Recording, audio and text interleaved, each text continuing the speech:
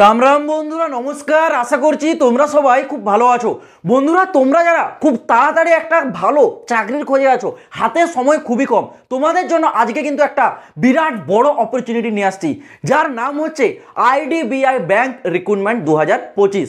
IDBI তোমরা সকলেই জানো, এটি হচ্ছে আমাদের ভারতের একটা সরকারি ব্যাংক।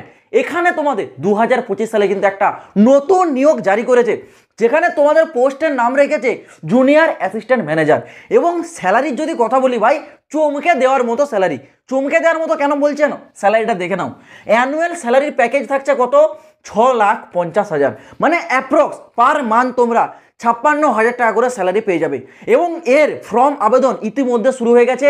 খুবই তাড়াতাড়ি তোমাদের নিয়োগ প্রসেসটা কমপ্লিট হবে, কারণ এই নিয়োগটা প্রতি বছরে 2বার করে জারি করে। সেই ক্ষেত্রে যারা খুব তাড়াতাড়ির মধ্যে একটা ভালো চাকরি খোঁজে আছো, ভিডিওটা কমপ্লিট দেখো। তার আগে তোমরা এই রিক্রুটমেন্টের যে ডিটেলস নোটিশ সেটা একবার দেখে নাও। প্রমাণস্বরূপ দেখো, আমি স্ক্রিনশট লাগিয়ে দিচ্ছি। এই নোটিফিকেশনটা কিন্তু আইডিবিআই ব্যাংকের তরফ থেকে জারি করা হয়েছে। নোটিফিকেশনটা পুরো ফুল ডিটেলস নোটিফিকেশন। তোমরা যদি এই নোটিশটা একবার নিজে হাতে পড়ে ডাউনলোড করতে চাও, তাহলে আমি ডেসক্রিপশনে দেখো টেলিগ্রাম চ্যানেলের লিঙ্ক দিয়েছি, সেখান থেকে গিয়ে নোটিশটা ডাউনলোড করতে পারবে। কিন্তু তার আগে ভিডিওটা তোমাদেরকে কমপ্লিট দেখে এর কমপ্লিট ইনফরমেশনটা আগে তোমাদেরকে নিতে হবে।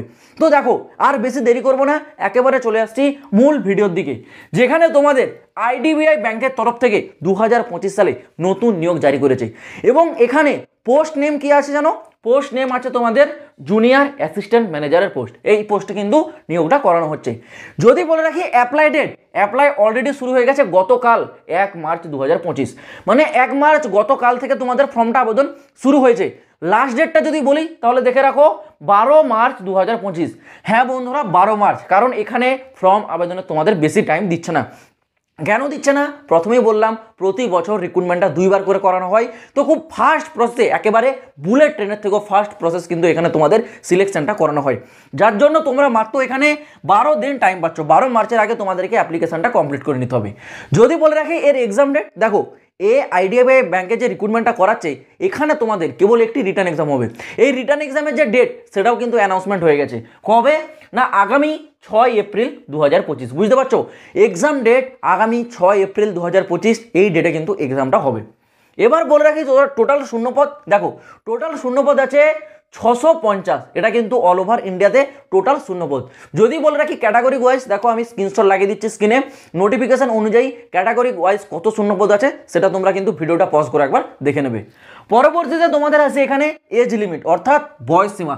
বয়স সীমা যেটা জেনারেলদের ক্ষেত্রে এবং ইডাব্লিউএসদের ক্ষেত্রে আছে, সেটা কত না 20 থেকে 25 বছর বয়স। যদি তোমরা ওবিসি ক্যাটাগরি ক্যান্ডিডেট হও, তাহলে এখানে 3 বছরের কিন্তু ছাড়টা পেয়ে যাবে। আর এসটি এসসিরা তোমরা পেয়ে যাবে এর উপর কত না 5 বছরের ছাড়। আর এজটা তোমাদের কাউন্টিংটা হবে কোন ডেট থেকে? 1/3/2025, মানে 1 মার্চ 2025 অনুযায়ী তোমাদের মিনিমাম 20, ম্যাক্সিমাম 25-এর মধ্যে বয়স হতে হবে। আর যারা ওবিসি তারা 3 বছর ছাড় হলে যেটা থাকতে সেটা হতে হবে। আর যারা এসটি এসসি তাদের 5 বছর ছাড় হলে যেটা হচ্ছে সেটা থাকতে হবে। এই হচ্ছে তোমাদের এজ লিমিট।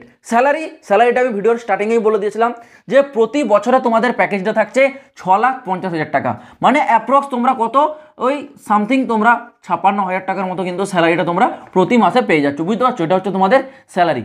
এবার তোমাদের বলে রাখি এর হচ্ছে সিলেকশন প্রসেস বা নিয়োগ প্রক্রিয়া। দেখো, নিয়োগ প্রক্রিয়াটা খুবই সহজ প্রসেস থাকবে।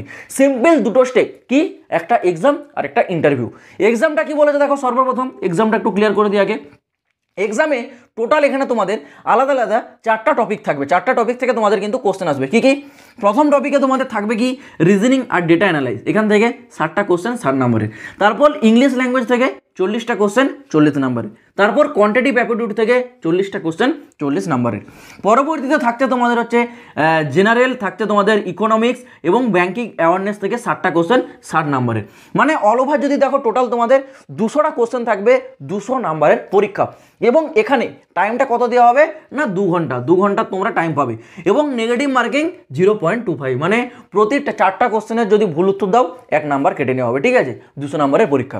এক্সাম তোমরা ক্লিয়ার করবে, তারপর হবে তোমাদের ইন্টারভিউ।